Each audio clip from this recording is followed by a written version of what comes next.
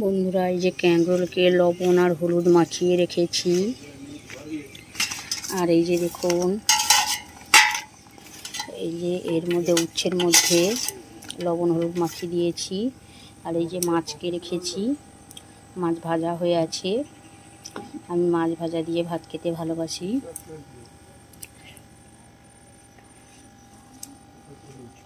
আর এই যে দেখুন, ভাতের হাঁড়ি ফুটে গেছে, ভাতের হাঁড়ি ফুটছে।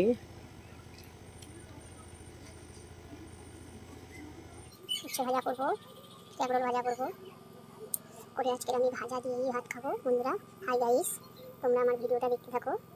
আমি কীভাবে কী করছি তোমাদেরকে সবই দেখাবো।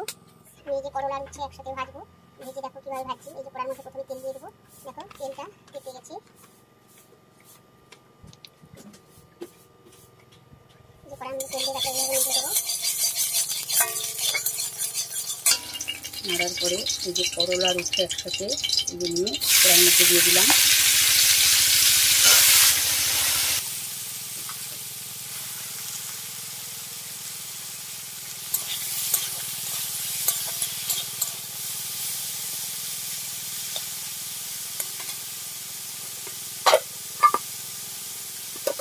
বন্ধুরা তোমরা দেখতে থাকো, এটা বেরিয়ে গেছি।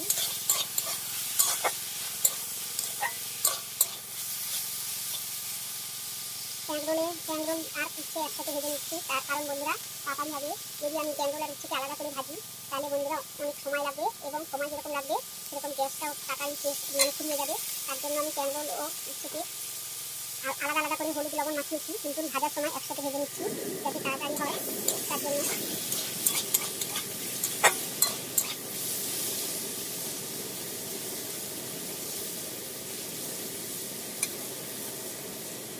কারণ এভাবে ভাজতে পারতাম না, যদি ক্যাংরোলটাকে সরু সরু করে খেতাম তাহলে উচ্ছের সাথে একসাথে দিয়ে ভাজতে পারতাম না। যেহেতু উচ্ছেটাকে গোল গোল করে চাকা চাকা করে কেটেছি, সেহেতু ক্যাংরোলটাকেও চাকা চাকা করে কেটেছি, তাই আমি দুটোকে একসাথে মিশিয়ে ভাজতে পারছি। হাই গাইস, তোমরা লক্ষ্য করো আমি কীভাবে রান্নাটা করছি।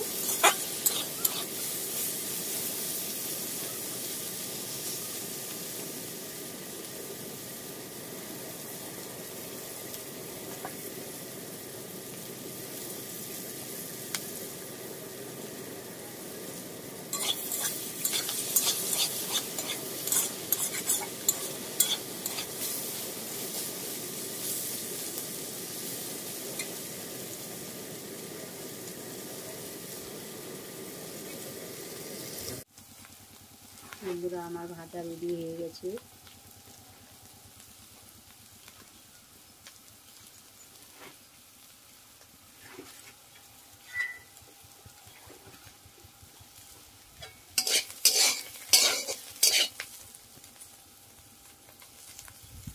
এবার আমি বন্ধুরা এটাকে লাগিয়ে নেব, কারণ আমার ভাজা হয়ে গেছে, তাই আমি এটাকে লাগিয়ে নিচ্ছি।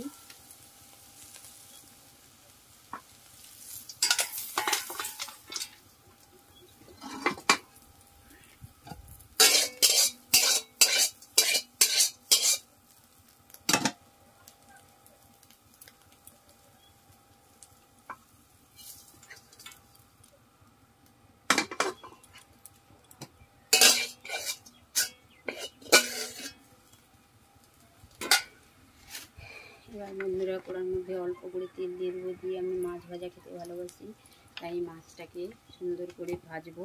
ভেজে মাছের ভাজা দিয়ে মাছকে ভেজে মোলা করে ভালো করে সুন্দর করে মেখে খাবো।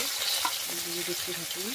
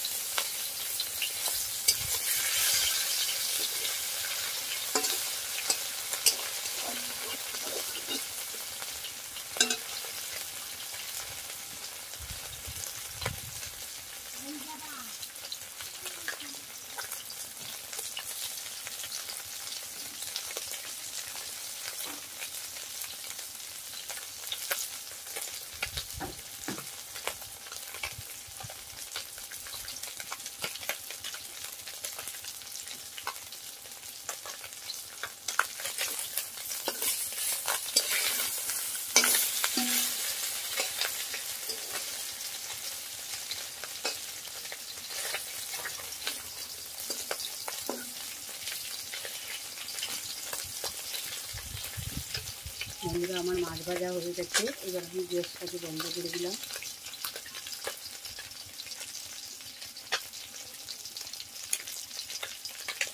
মাছ ভাজা রেডি, আমার খাবার মেনু হয়ে গেছে। তোমরা যদি কেউ খেতে চাও তাহলে চলে আসতে পারো।